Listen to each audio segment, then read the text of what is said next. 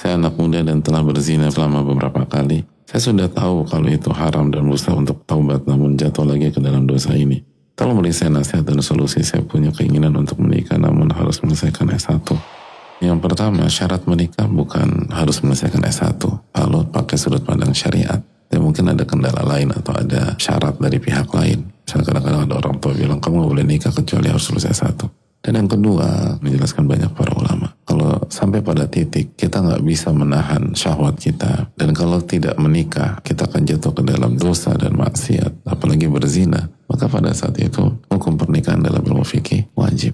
Artinya kalau kita nggak menikah kita berdosa. Dan sebaliknya kalau kita menikah kita pahala besar, dikasih keberkahan oleh Allah. Dan salah satunya dilancarkan pendidikan kita dan S1 kita. Dan itu proven, dialami banyak pihak yang memutuskan untuk menikah ketika kuliah. Walaupun secara teknis, secara materi masih sangat tidak ideal. Tapi karena dia merasa ini sudah wajib bagi saya. Karena saya untuk menjaga diri dari dosa dan kemaksiatan. Maka dia tawakal, dia menikah. Dan banyak sekali pertolongan Allah dalam hidupnya. Rizkinya dilapangkan, artinya bisalah dia cukup untuk hidup, tidak bergantung sama pihak lain atau tidak terlunta-lunta, dan kuliah lancar, prestasi bagus, dan kehidupannya dimudahkan oleh Allah SWT.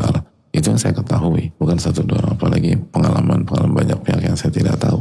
Sekali lagi, seringkali kita tuh membuat syarat apa yang tidak disyaratkan oleh Allah dan Rasulnya. Dan itu gak perlu, bahkan kontraproduktif. Dan bisa jadi syarat-syarat seperti itu justru menjatuhkan kita ke dalam hal yang haram. Misalnya itu tadi, untuk bisa nikah harus S1 dulu, dan sekarang semester 1. Dan dia gak bisa kontrol syahwatnya. Dan dia bisa nikah pada saat itu, tapi dengan syarat itu harus nunggu 3,5 tahun atau 4 tahun lagi. Itu kan syarat yang membuat seseorang jatuh ke dalam hal yang haram. Terus yang berikutnya, zina adalah hal yang sangat fatal, dia dosa besar. Dan Allah berfirman tentang zina, wala taqrabuz zina innahu kana fahishatan wa sa'a sabila. Dan jangan kalian dekati zina, karena itu adalah perbuatan keji dan jalan yang buruk. Jadi ketika kehidupan orang diisi dengan zina, itu kehidupan yang buruk kata Allah. Akan ada keburukan-keburukan menimpa kita, itu yang harus kita ingat. Dan jangan hanya diartikan hal-hal buruk itu hanya penyakit kelamin. Bisa jadi Allah takdirkan Anda nggak kena di situ, tapi bisnis Anda, keluarga Anda, rumah tangga Anda, hubungan Anda dengan orang tua, nanti sama partner, itu berantakan.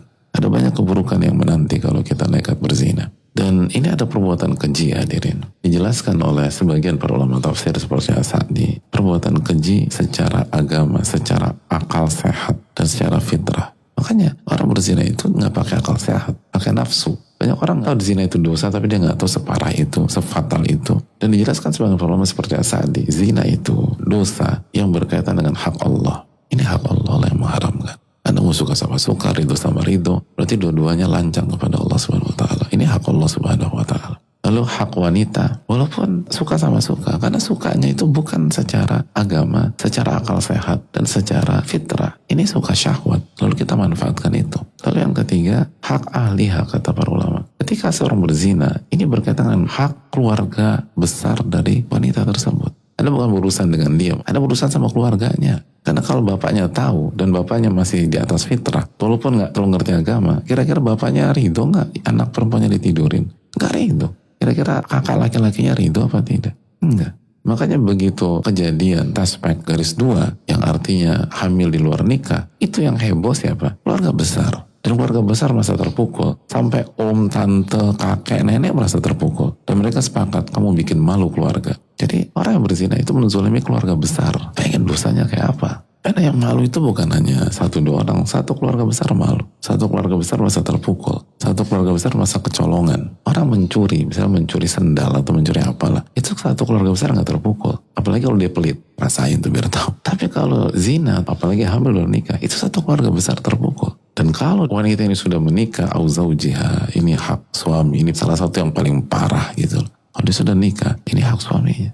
Wa ifsadul firash, dan ini merusak rumah tangga dan membuat berantakan nasab. Hati-hati dengan zina, urusannya banyak. Dan kalau kita sadar bahwa ini adalah menzolimi satu keluarga besar, belum lagi hak Allah yang paling penting, itu berarti kalau diantara mereka menyumpahin berzina itu, semua nyumpahin dia, maka itu doa orang terzolimi. Ittaqi da'watal madlum fa innahu laisa bainallahi wa bainahu hijab. Hati-hati doa orang terzolimi, nggak ada hijab dengan Allah. Jadi kalau bapaknya nyumpahin, itu nggak ada hijab dengan Allah. Ibunya nyumpahin, nggak ada hijab dengan Allah. Om tantenya nyumpahin, nggak ada hijab dengan Allah. Semua terzolimi karena perbuatan dia.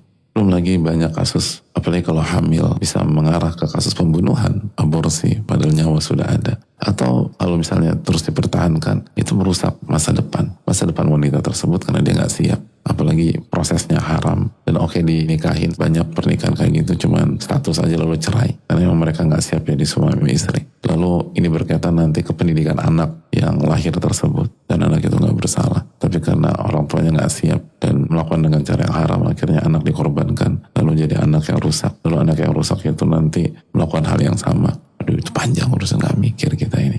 Nasallallahu alaihi wasallam. Dan hati-hati dengan dosa aborsi, adik. Jadi